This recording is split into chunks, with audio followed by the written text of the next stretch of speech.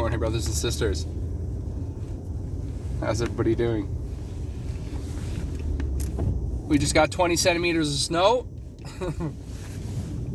Yeah, we got the same amount of snow last night as we normally get for the whole month of March. So I think it's time to go take my daughter and wife and go tobogganing tonight. I don't even know if that's a Canadian word or not, tobogganing. I know we've got some good ones, like this one. This one's called a toque.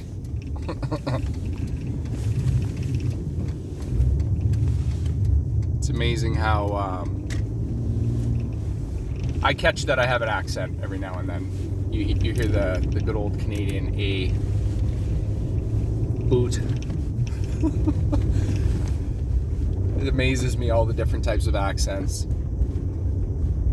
Just different languages. And just how beautiful everybody is. And there's so much chaos right now, you guys. I've got a brother at work right now. He's just struggling, like right on the edge. You know, he said some words to me at the end of the day yesterday that bothered me. You know, telling me he can't do it anymore. And I'm here to remind you guys today, this is why we are here, brothers and sisters, is to remind them that they can, and how they can, and why they're going through what they're going through. He's got a sweet, sweet soul, very, very sweet, but he suffers heavily from the spirit of anxiety and depression. And I watched this spirit influence other co-workers around him to agitate him, to keep him paranoid. And so I'm trying to show him the battle that's happening in the background. And he believes in reincarnation, and he doesn't really believe in much of anything, but he's more attached to New Age kind of teaching. I look at it as an opportunity, brothers and sisters. A lot of Christian folk would easily write him off because it's not in alignment of what we believe. But where were you and I in the beginning of all this? I know I was all about aliens. I thought Nibiru was coming and the Anunnaki placed us here, and this was a slave planet, and we are here to harvest gold, and all this just wild imaginations created by man to try to keep our eyes off the prize. And there's so many different stories. And if you think about our enemy, he purposely has planted these stories throughout the generations with military-like strategic intent so that everyone is confused. Because when you're in this day and age looking at how many options you actually have to explore your spirituality, instead of being excited at how many opportunities there are, you're overwhelmed because you don't know which direction to go. You're just kind of caught in the middle going, oh, well, there's this, there's that, there's this. Well, you know, how could you believe that there's something, that spirituality is real if there's so many different options? And so anybody that's involved in the system would start to think, okay, well, maybe it's just a construct to try to make our lives feel better or give us purpose or drive. Meanwhile, they're missing the basic components of things that make you feel amazing, and that's love, something that cannot be quantified with science. To this very day, they cannot explain love, you guys. They can try to explain, oh, well, it's, you know, years and years and generations of conditioning through family, and then, no. Explain to me the chemical reaction of love.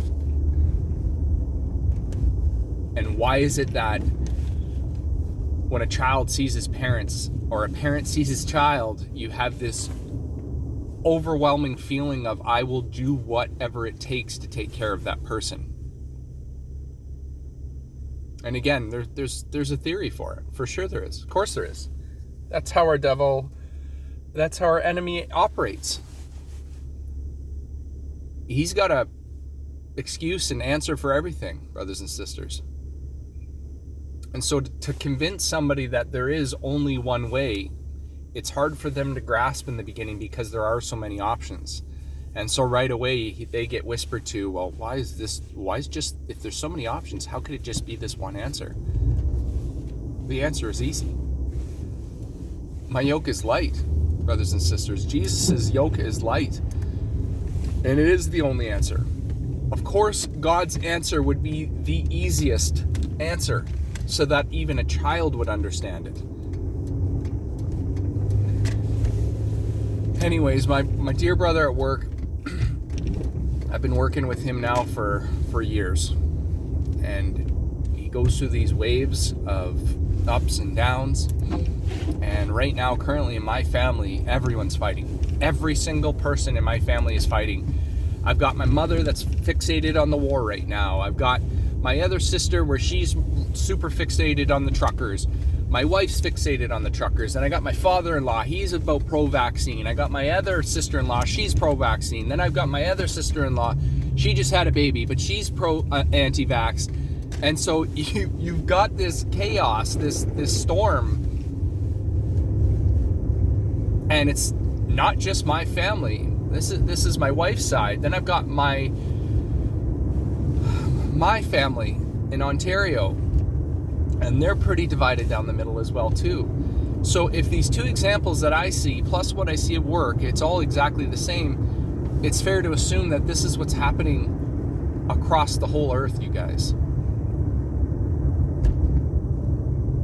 And it just shows us how important our roles are to be that shining light, you guys.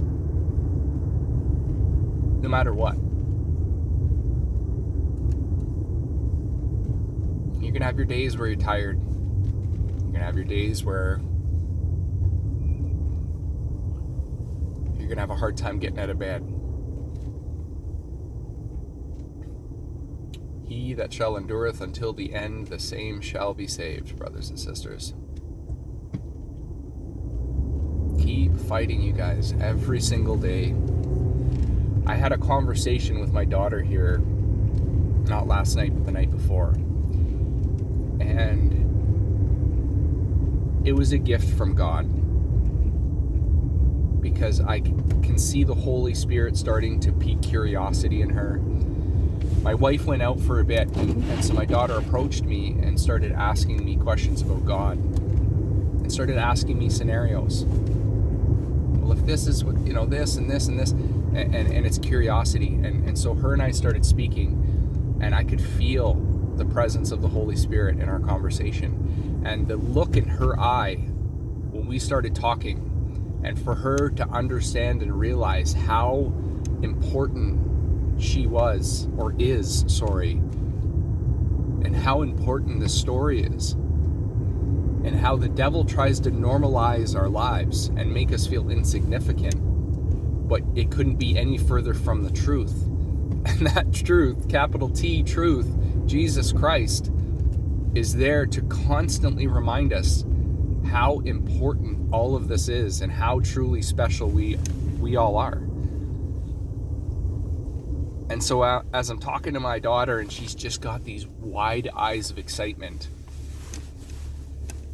we went from Genesis all the way to Revelation. And the conversation started up as she was actually talking to me about how they describe the look of angels in the Bible, and she's like, do you think they were terrified? Were they scared? When God said, be not afraid, do you think they got it right away? And just all these amazing little beautiful questions that is going to help her understand that, this whole story that's been created for you, brother, that's been created for you, sister, is greater than any movie, any game, any story you could ever write. And it's all for you. And I've got a question for you guys today. My daughter, I said to her, she loves to read. God's put it on her spirit. She's read more books to date at 12 years old than I've read in my whole entire existence of 44 years here in the flesh. And so I said to her, would you be interested in reading the Bible? And she said yes. And the one issue is the King James language is difficult to understand for a beginner. And so I task all of you with a question. If you could leave me a comment, what do you recommend for a 12-year-old entry-level Christian that wants to start exploring the Bible? I saw the New Living Translation is kind of a more modern text. I wanted to get an Amplified Bible because I love how it goes into depth for certain words. But yeah, any suggestions would be much appreciated, you guys, because this weekend I'm going to go and buy her a Bible. I'm going to go hit up the old thrift shop, and the God I know we all know and love will have the Bible that is intended for her to be sitting there. And so I'll definitely update you on how that goes for sure. But I'd appreciate a comment or two. So just driving to work here, you guys. It's a winter wonderland once again. Days are getting longer. We're alive, you guys. One more day, we're alive. We're alive to do His work. So don't squander the time He's given you, you guys. We all know that one or two or many that are struggling. And just picture yourself, you are that lighthouse amongst the storm. Like a moth to a flame. Think about that, you guys. God has made people that are struggling naturally attracted to us because they want to know what's inside of us. They want to be happy so bad. They see you, brother, they see you, sister, and they want to know what it is about you that makes you smile. And your job today is to show them, you guys. So I'm going to go do the best of my ability and do my part today. I pray you all stay protected. Stay blessed, you guys. Keep smiling, please.